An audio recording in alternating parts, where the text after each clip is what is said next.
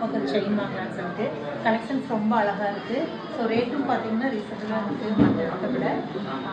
எனக்கு ரொம்ப பிடிச்சிது, பாப்பாவுக்கும் பிடிச்சிது. ஸோ வந்து ட்ரை பண்ணி பாருங்கள். இங்கே அவினாசி என்ன இருக்குன்னு பார்த்தீங்கன்னா அவினாசியில் கோல்டு பேலஸ்